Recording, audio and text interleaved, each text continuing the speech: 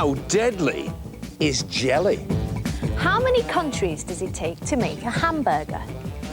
How smooth can you be, baby?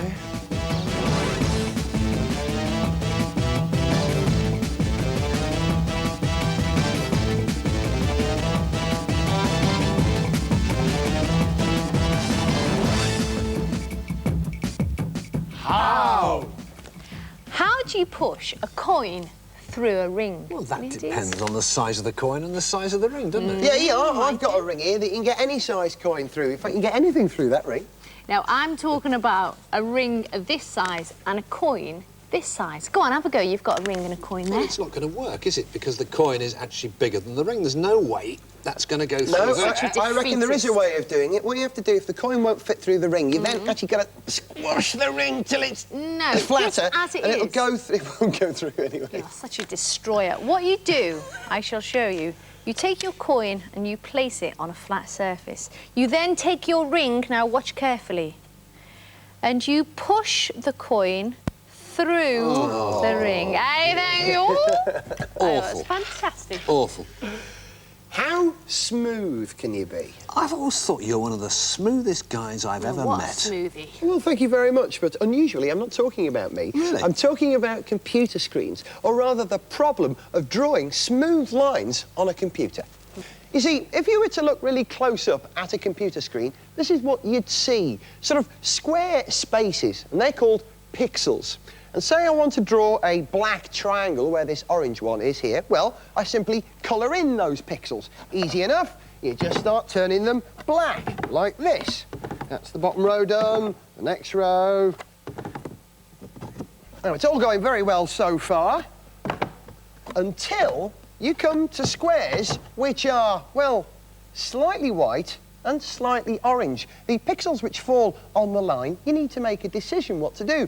Are you going to colour them black or white? Well, this one here is mostly inside the triangle, so I make it black. However, the one above it is mostly outside the triangle, so I'll make that one white and do the same for the rest. Let's see, that one there, I reckon that's white. Oh, that's definitely white.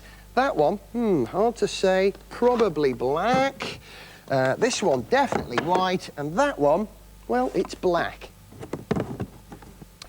Now, what you're left with is anything but a smooth line. If you look at it, it's really pretty jagged. That's no good. Well, how about if you just use a finer grid, you know, with smaller squares? Well, you could do that, Gail, but actually you'd end up with a much larger computer screen and you'd need a more powerful computer. The solution is simple, and that is to use colours other than just black and white, to use grey pixels too. Right then, easy enough. Here's another triangle for me to draw. Where the pixels are inside the triangle, I colour those black, of course, but for the ones which are slightly in and slightly out, what do? I colour them grey. Now then, let's see. That one's definitely white. Let's have a look at the others here. That one's sort of in and out, so that would become grey. That one's almost completely out, so we'll make that white. And at the top here, that one, it's almost completely in. That goes black. That one at the very top, well, it's half in and half out, mate. That one, grey. And for this one here, well, that needs to be grey as well. And if you look at the finished product, what you get is slightly blurry, but it's definitely a smoother line than the triangle drawn with simply black and white pixels. Gareth, do real computer screens, do they do the same thing? Yes, they do. I'll show you. I've got my notebook in here, and if you look at some text written on the screen, which needs smooth lines, if I zoom into it, you can see that those smooth lines are drawn not just with black and white pixels, but grey too. The one at the bottom is just made with black and white. You can see it's a lot more jaggedy. It looks blurred, but when you zoom out, it's definitely smoother. So, how smooth can you be? Well, if you use enough shades of grey, you can be as smooth as me, baby. Oh, I've never done that before. How deadly is a jelly? I'm talking about the box jellyfish, a creature who has enough venom to kill 60 human beings. And if you'll excuse me, I'll show you how you can protect yourself against this deadly menace. Where'd you find a jellyfish that kills you? I've never heard of anyone dying off the coast of Blackpool. No, you're absolutely right, of course, Gail. You wouldn't find species of this sort of jellyfish on British shores, but nonetheless, during the summer months, they are quite common and can be found in the warm waters which stretch from northern Australia to Malaysia. Well, now, the deadly part of the box jellyfish, and here it is, are these tentacles which it trails in the water behind it. These tentacles are covered in stinging cells, and if you brush against them, they will inject into your skin tiny barbs, which are just like small, sharp needles, and the venom goes through them. And if you do get stung by them, you'll have terrible vomiting, terrible stomach cramps, headaches, breathing problems, and you could die within a matter of minutes. There is one way you can protect yourself against the box jellyfish, by wearing one particular thing. What is it? Oh, is it a wetsuit? No, rubber far too hot in those warm waters. Oh, come on then, Fred, what is it? The answer is tights. Tights on my legs, tights on my arms, and tights on my head. Don't be ridiculous, Fred. Tights can't protect you. Actually, they can, because though the stinging cells may be activated if I rub myself against the tentacles, the tiny barbs, in fact, aren't long enough to penetrate the nylon. Yeah, but you look completely stupid. You look really daft, Listen, I Fred. don't care. If it's good enough for some Australian lifeguard sport, it's good enough for me. So, how deadly is a jelly? Well, very, unless you happen to be wearing tights. That's how. Hey, hello? Oh, poor old Fred, I'm sure he'll be all right. Now, how many countries does it take to make a hamburger? Well, just one. The hamburger is the all-original, all-American meal. Ah, that's where you're wrong.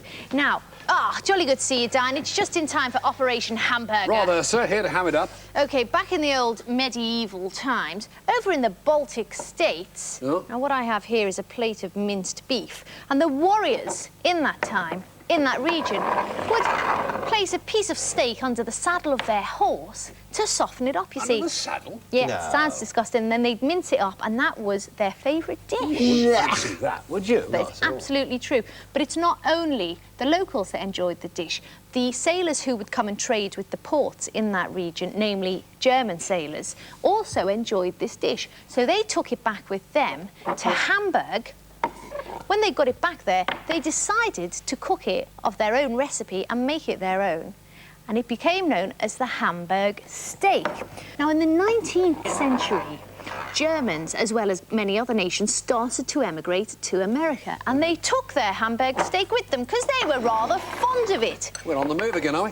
Now, in 1904, at the St. Louis World Fair, a man called Fletch Davis decided he would sell this to people that were visiting the fair. So what he did was he whacked it between a couple of pieces of bread. And there you go, very appetising it looks too, Yes, I'm I can sure eat that. you'll agree. Yes. And round about 1930, fast food chains actually started springing up right across America, and they replaced the two slices of bread that good old Fletch used, replaced it with an American sesame seed bun, and there you go, the hamburger of today that we all know and love. So, how many countries does it take to make a hamburger? About 3 and 500 years or so.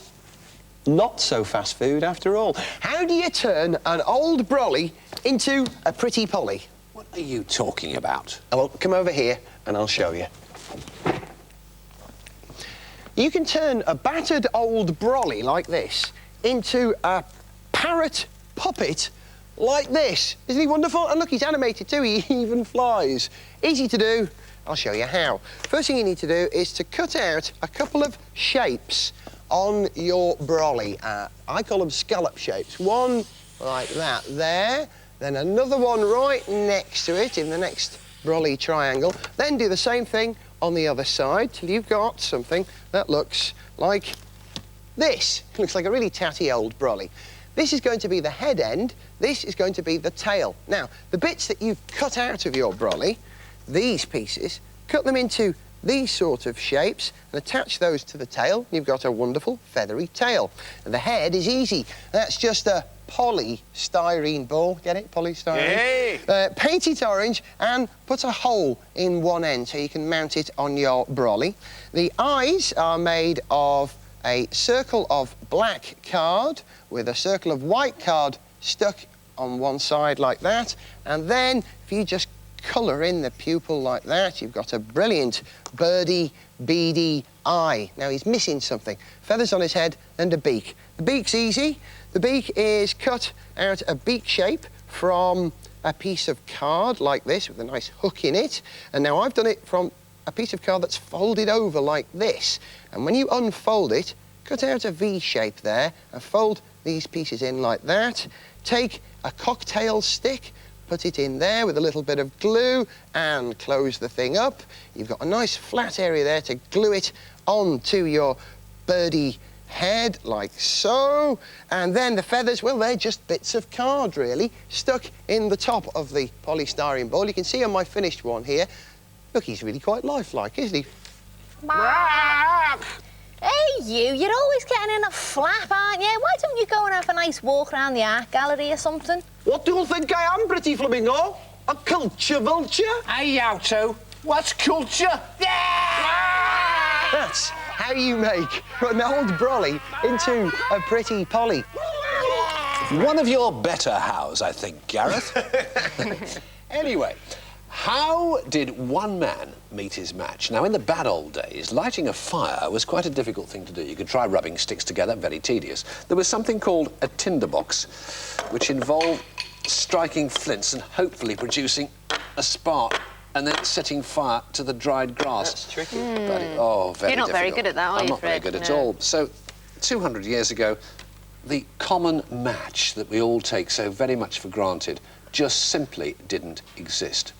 And then, in 1826, in Stockton-on-Tees, there was a gentleman called John Walker, a chemist, and he was mixing some chemicals, potash and antimony. He was looking for a new mixture to fire an old-fashioned type of gun. And when he'd finished, he was left with a blob of the mixture, just like a blob of paint, on the end of his stick. And when he came back to continue mixing a bit later on, the blob had dried.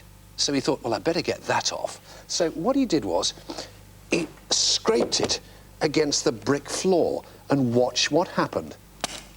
Wow. First time. He produced, well, a sort of match. A little bit too big for everyday use, but he worked on it until he'd got the sort of match that we're used to seeing today. He was a decent sort of bloke. He didn't make lots of money out of it. He donated the idea for the public good. But it's thanks to John Walker we no longer have to rely on lightning striking trees to give us a flame. And thanks also to him, you can have a model of a Mississippi steamboat made entirely of matches. And that's how one man met his match. Oh, hot stuff. Now, how good a tourist are you? Now, come with me back to the 18th century, to the Russian city of Königsberg.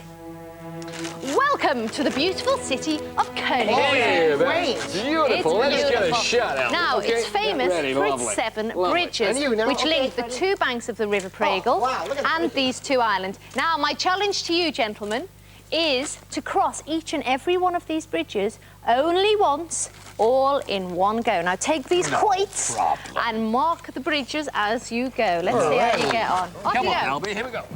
Number 1. You see, in any situation like this, where you've got a different number of places with various routes, he worked out you can only have 2 of the places, i.e. your start and finish point, with an odd number of routes. Now, here we've got 2 banks, and they have 3 different routes.